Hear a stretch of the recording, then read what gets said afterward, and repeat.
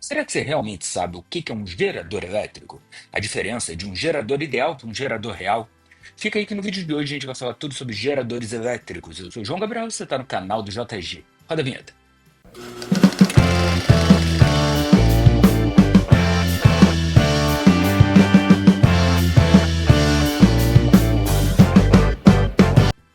Fala pessoal, tudo bem com vocês? Eu espero que sim. Essa é a minha segunda tentativa de gravação desse vídeo. A primeira, o início ficou meio ruim, então vocês vão perceber que ao longo do vídeo eu vou de repente mudar de camisa.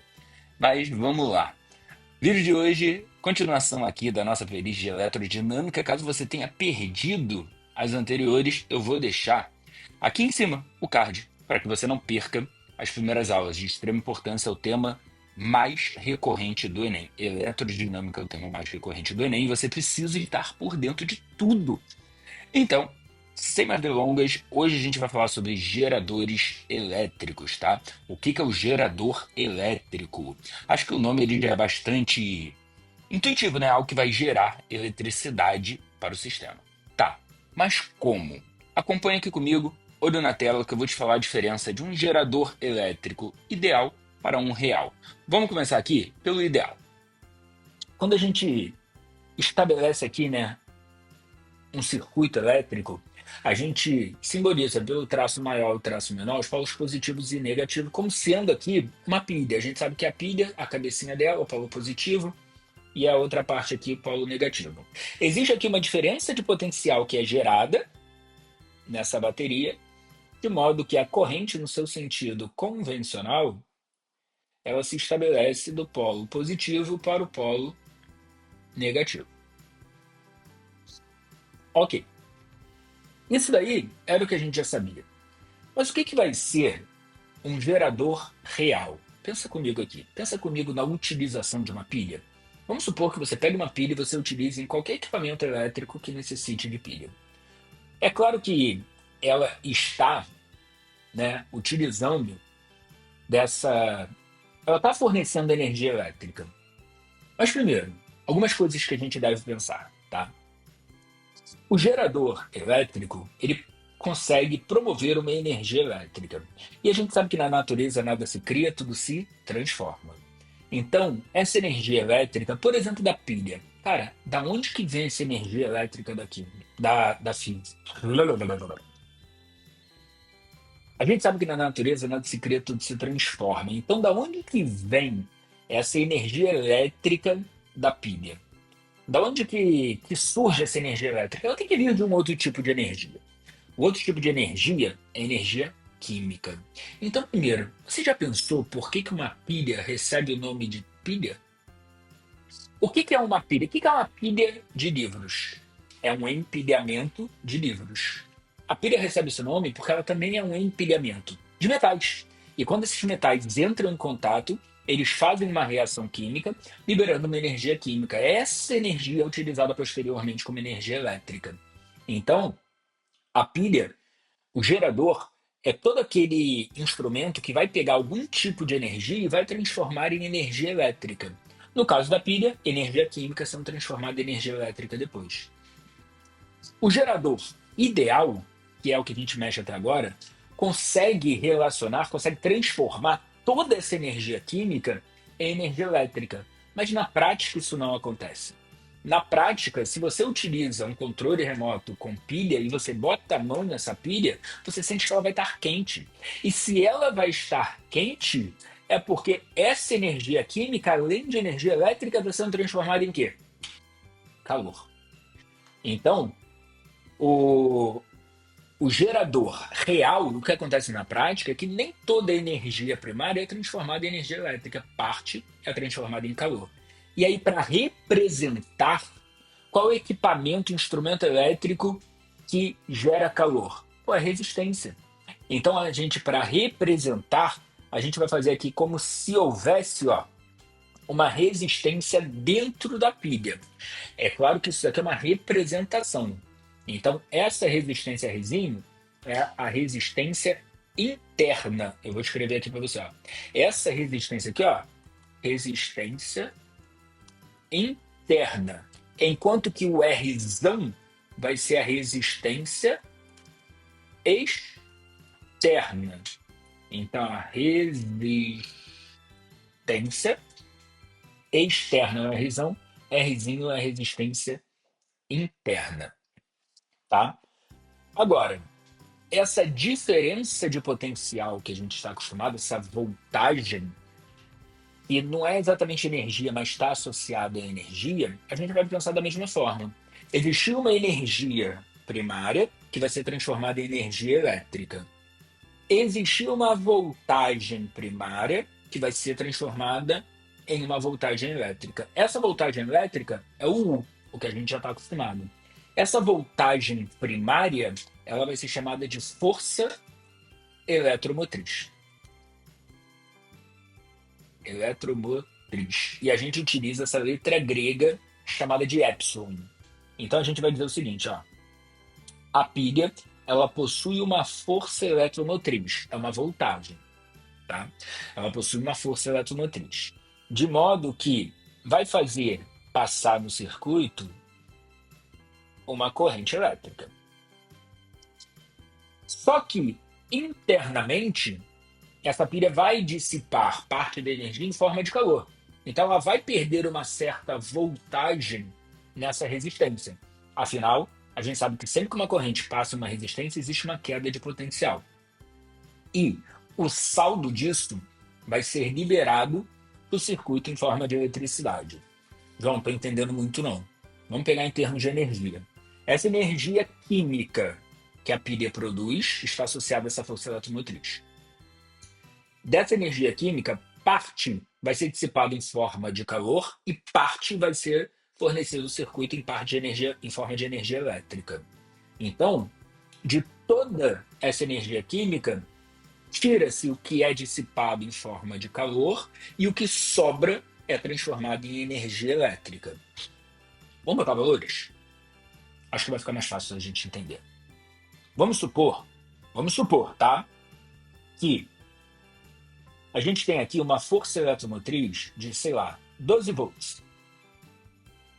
Eu tenho aqui uma resistência de 2 ohms e uma corrente elétrica de 1 ampere.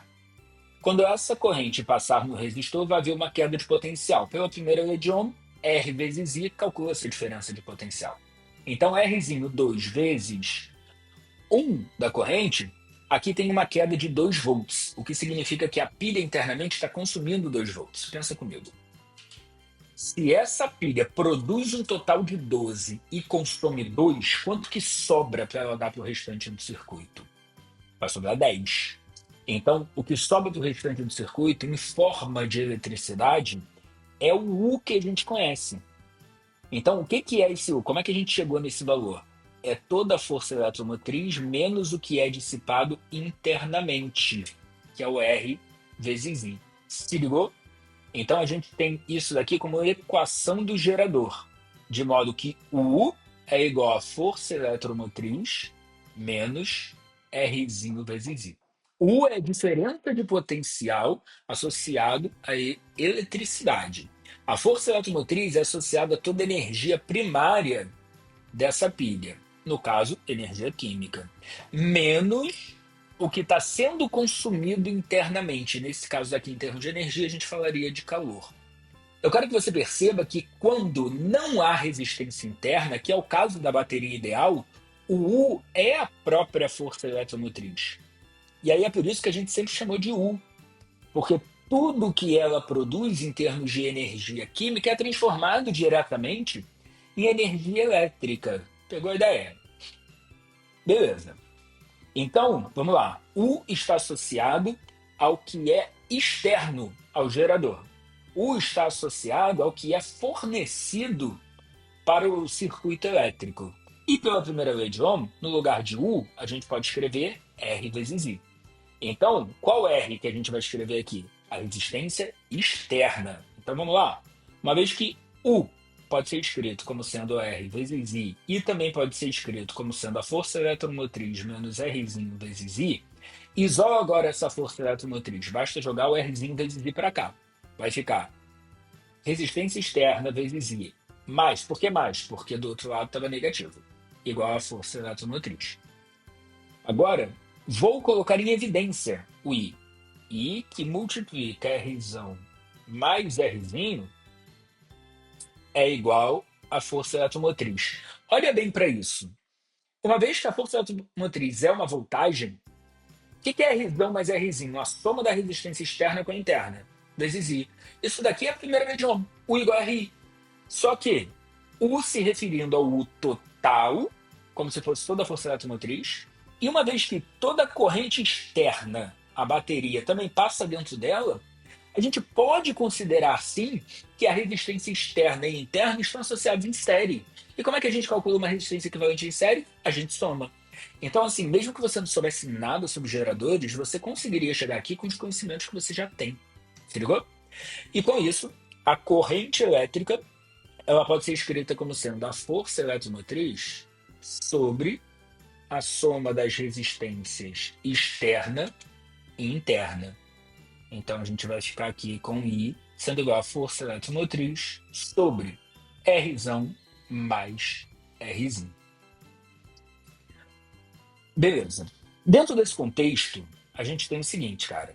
A gente consegue, por exemplo, colocar um fio sem resistência nenhuma em torno dessa bateria. É algo que você conseguiria fazer com uma pilha com um clipe aberto, por exemplo. Você consegue estabelecer ali uma corrente elétrica nesse clipe. E uma vez que não existe resistência ali, um fio sem resistência em paralelo com a bateria é o que a gente chama de curto-circuito. Então, é estabelecida ali uma corrente de curto-circuito. De modo que essa corrente de curto-circuito ela acontece quando? Quando não existe resistência externa à bateria, porque você colocou um fio sem resistência.